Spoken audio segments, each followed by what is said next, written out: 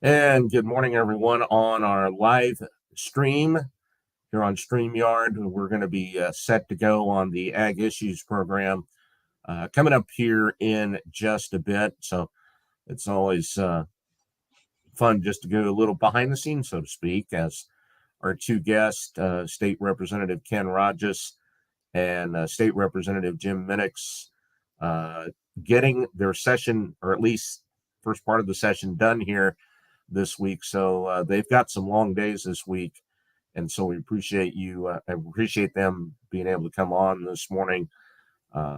This is what we've done throughout the previous legislative sessions: is have state legislators on who are a part of agriculture, and these two gentlemen definitely are as well. So we're set, just about ready to go on the live feed or on 580 WIBW, but you're listening to us now on our StreamYard live feed that you're seeing on our Facebook page on 580 WIBW and also on our YouTube page as well. So good morning to everyone as we're just about set to go. This is kind of the bonus of being able to do this via StreamYard and to be able to talk before we actually go live on air, which we're set to do here in just about 20 seconds. So stand by, and we'll be set to go here in just a bit.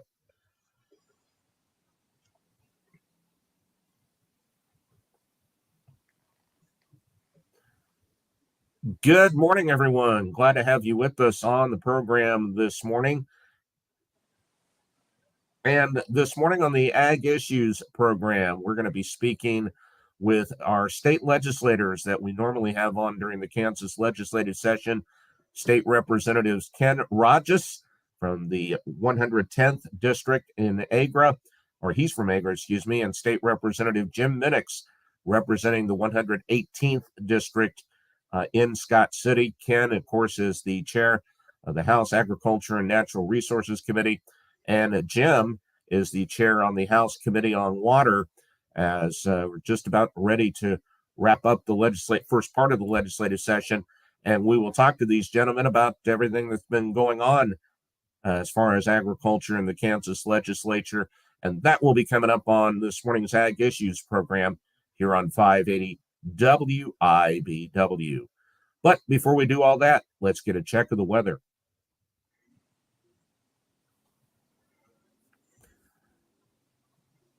And those of you on the live feed, we are doing the weather forecast right now on air on 580 WIBW. And then we will be set to go here in just a bit. I know for both Ken and Jim, they would like to see that chance of rain out in their part of the state much higher than zero, which unfortunately is what they have had here for the past, it's not several weeks, several months. And probably more of the case of Jim, you could almost put it as years to be able to do that as well. So, but we'll get details on that. And of course, we'll be set to go here in just a bit, coming out of our weather forecast coming up here in just a bit. Also, very critical fire danger if you have not seen that forecast as well. So if you're out there burning today, make sure you take that very, very, very, very careful. Don't want to get anything to get out of control. We've known the history of wildfires getting out of control in the state of Kansas and what kind of damage they can do as well. So stand by here on StreamYard, and we will get going here in just a bit.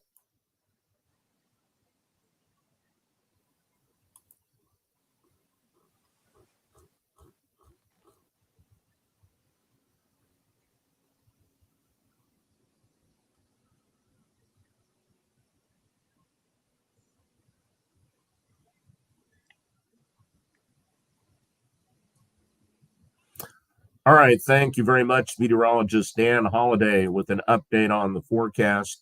Right now in the capital city, we have a clear sky, 50 degrees at Boat Airport, clear and 52 degrees this morning at Forbes Field. On this morning's Ag Issues program on 580 WIBW, as well as streaming on our StreamYard feed on our 580 WIBW Facebook page and our YouTube page as well. State Representatives Ken Rahjes, representing the 110th District from Agra. He also serves as the chair of the House Agriculture and Natural Resources Committee. Ken, good morning. Good morning, Greg. Thanks for the opportunity here. Sorry, last month we had a little technical glitch, I think, on my end, but glad to join you. And also joining us this morning, State Representative Jim Minnix, representing the 118th District in Scott City. And Jim serves as the chair on the House Committee on Water. Jim, good morning. Good morning, Greg. Glad to be here. After your weather forecast just a few minutes ago, saw Secretary Beam last night at an event that was a benefit for Special Olympics, and he said the state was mobilizing lots of resources to the western part of the state in anticipation of some weather events potentially today. I don't like the forecast. I'd love to see you guys put 80% rain in the forecast out there. We're extremely dry. Yeah, and Jim, we were talking beforehand. Just wanted to ask you about that. Corn planting underway in the state of Kansas, but it's one for you right now. You're waiting for rain before you really look at getting your corn in. Yeah, I think we could get it up, especially under the pivots. But I don't think there'll be as many acres of dryland corn going this year due to the moisture conditions. And it seems to have been extremely cool out there also this spring. The wheat, where it has emerged on some of the fields, is not close to joining. Normally at the 1st of April, it's joining and elongating. It's cool, it's dry, and our crops and everything seem to be far behind normal natural schedule. Ken, kind of the same thing in your area in Agra? Yeah, in north central Kansas, we've had a couple of little showers, but just kind of kept us going. But we did see over the weekend, did a little kind of mini driving tour, and the wheat is greening up a bit where there is some wheat. I think we're going to have a little wheat, there in north of Hayes and in that area, but you don't have to go too far west, and you just don't have anything. I'm really concerned, and here as we go kind of on our couple of week break, to get down into southwest Kansas and get an up close look at all those winds we've had in southwest Kansas and how much blew out, around the Garden City area and kind of south and southwest there. Just the reports we're hearing, the farmers I've talked to, even the cautious optimism we normally have, Greg, this time of the year, it's just not there. All right, Ken, I'm going to start with you as you go into the break. This is a very, to say the least, it's a very, very busy week. There's a lot of things you guys have on the docket this week. There is, and this is typically before we go to first adjournment. We do a lot of conference committees where the House and Senate each have had their opportunity to hopefully vet a lot of bills, have committee hearings, and now coming together with our differences and to put together something that both sides can pass, and then the governor can either sign or veto. And then looks like this week, probably even today, we may have one veto override. But really, Greg, we have two big things we need to take care of. One is the budget, and I said on appropriation. So that's something that right now, where we are in the negotiation phases, folks like me that aren't necessarily in one of those that sits at the big chair, if you will, we're still able on the sidelines to try to help where we can to get the budget agreed to. And then also tax, where are we going to be on taxes? What kind of tax relief can we give back to Kansans? And so that, along with where we're going with school funding, those type of things. So we have a lot of things that typically this happens there towards the end of the session. And Jim, for your House Committee on Water, where we stand funding wise, this is all key as to the push to talk about water, or obviously the differences of what you guys or you in the House would like to see versus what your colleagues in the Senate would like to see on that too. Hopefully a Senate committee will be appointed at 10 o'clock this morning, and we're scheduled with the room to start our conference committee at 12 noon to 1:30. I think we can get through one of our two bills, hopefully, but at this point, the Senate is about $25 million per year below what the House had suggested for the long-term funding on a water plan for the state of Kansas. And our recommendation was just a beginning to really build some infrastructure and fill some positions and jobs. And that our position is probably $100 million a year behind some of our neighboring states. We're going to have a good discussion with the Senate committee and their leadership on where we really want to get this thing started. Not only whether it's increase in funding, but also sales tax versus state general fund. So we've got a few topics to work over this morning. In that aspect, Jim, when you look at what the charge was for each committee to begin the water discussion, as you mentioned, do you feel like you accomplished what you wanted to do in committee, getting to this point, coming up to first adjournment? I think our House definitely did. We came up with a good bill and passed the floor 119-3. The second bill on GMD reporting, I believe, was like 115-6. Those were well received. They were well thought out. The committees worked hard and done an excellent job putting together some good policy. In the Senate, they haven't had the opportunity to study it over the last 3 years that we have in the House. Their Ag and Natural Resources Committee deals with many of the things that go through Representative Rahjes committee in Ag. And so they don't have as many committees. They don't have as many people. Their committees are smaller. We get a chance to delve much deeper and have more presentations. And I'm tickled with the House stance on this. We'll go argue and try to explain to those people why our bill's better than theirs. And hopefully by the end of the day, we'll all come to a good compromise that we can agree on. To augment that as well, what is the big highlight or highlights in the water legislation or early part of that you guys have in the House? We've got several main parts. One of them is a couple of funds that would help small cities to improve their own water systems. We have a $5 million technical assistance fund for them to hire engineers or a consulting firm to map out their water system and determine if they have lead pipes, if they need additional storage, those types of things. And then $25 million for construction. But that's just a drop in the bucket for what's needed or required here in the state of Kansas.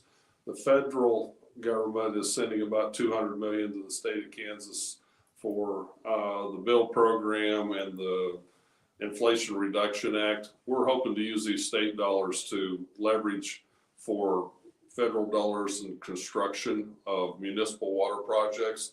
That's just part of it.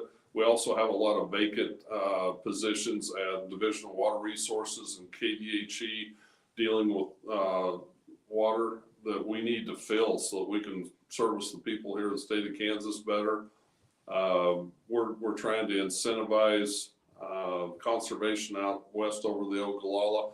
I'd love to see $4 million go to Kansas State Research and Extension to bolster their efforts at the extension farms in Hayes, Garden City, Tribune, and Colby. There's lots of things that we need to work toward to improve our situation with water. We are trying to fund, I believe it's a couple $1 million for the dredging of Tuttle Creek project this next summer. Wide variety of things across the state of Kansas.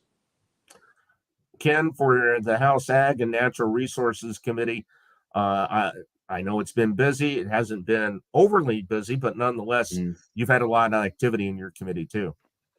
Well, we have, and again, I really wanted to defer this session to Representative Minnix and Water. I've said pre-session, and I continue to say that in our town halls, that water is the issue of the session, and want to make sure that that a lot of any ag focus is on water. Now, as Representative Minnix has said, it's more than just irrigators in Southwest Kansas. It's a full looking at all the water, so that's fine. But in the House, we did some cleanup things.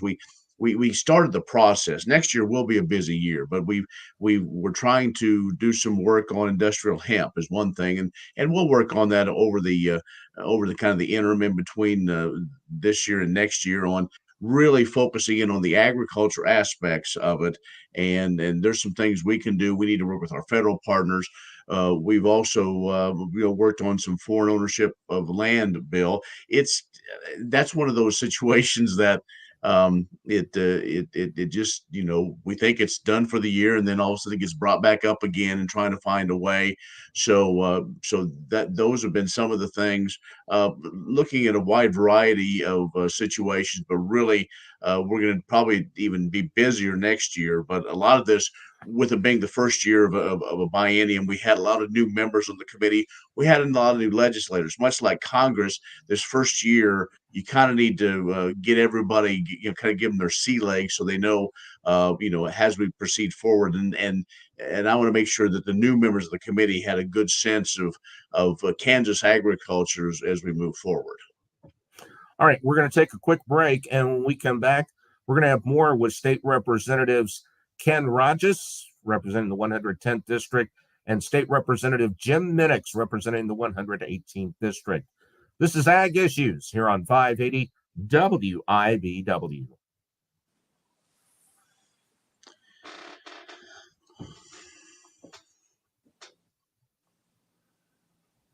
All right, for those who are on our StreamYard feed on Facebook Live on 580 WIBW page and 580W or the 580 WIBW YouTube page. We're in a commercial break here on 580 WIBW. And again, we appreciate both Ken and Jim being able to come on as heading into first adjournment. Some long days before they head out.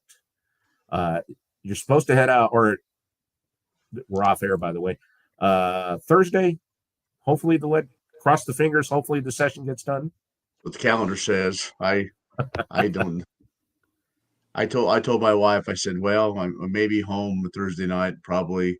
It may be Friday, and so we'll see. If they stick to the calendar, I don't know how we're going to get everything done, or they say all we're going to do during the veto session is veto stuff, but the budget, of course, ahead of time. But we'll see. We've got 2 or 3 heavy lifts, and there's some that are really slow getting started.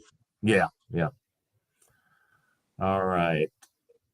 So everyone stand by. Soon we'll be heading back here to our program, and we'll be set to go here shortly.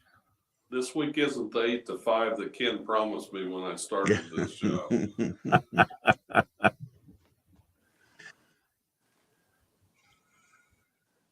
It's the hurry up and waits. Yeah, this week is. Yeah. All right, here we go.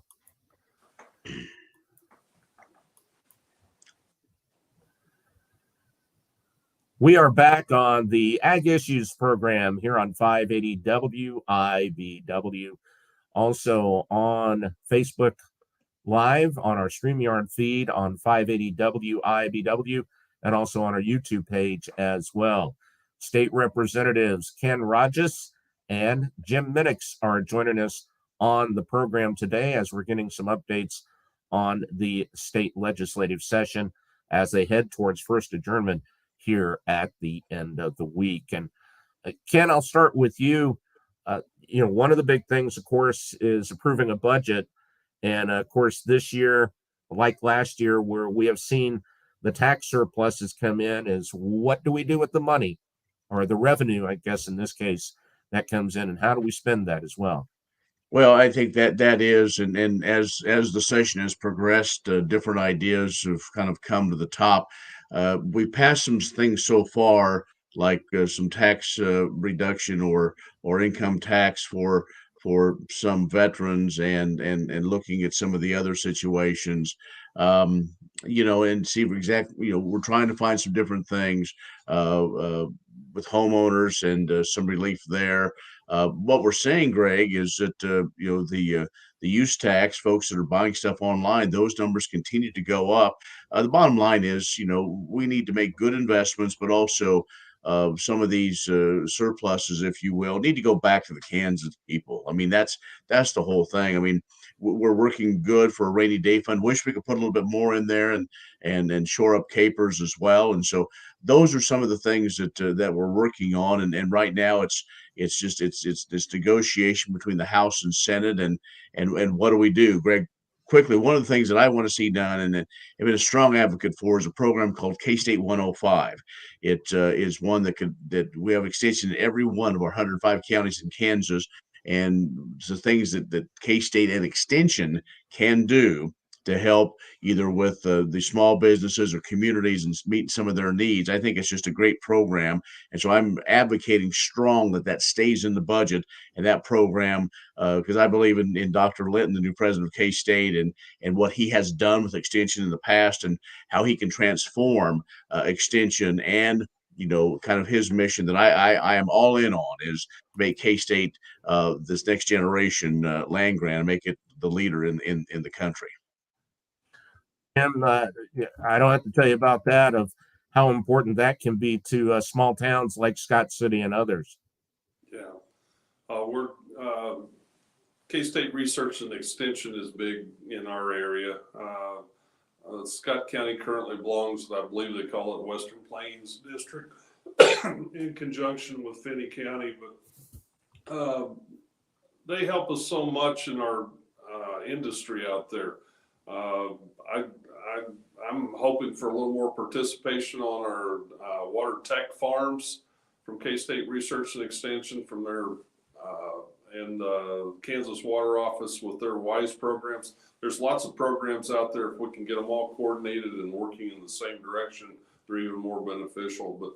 But Ken mentioned some of the things on taxes. I'd bring up the exemption on residential housing, as I had some legislative meetings over the weekend in 4 different counties.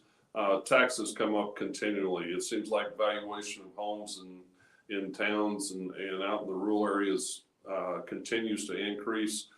Our tax chair, Adam Smith from Wescon's, come up with a good idea to exempt portion of the valuation on homes from the 20 mil school finance deal. In the House, I believe our number was exempting the first 80,000. If you had a $100,000 valuation house, we'd exempt the first 80,000 of it, so you'd just be taxed on the 20. If it was a $400,000 house, you'd be taxed on 320,000. But I think that's an excellent start. It's about 180,000 per year on 20 mils, works out to be right at $180 per year reduction in taxes. It's not a lot, but it's a good start. Yeah, and Ken, as we start to wrap this up, the school, how we finance the schools, public versus private.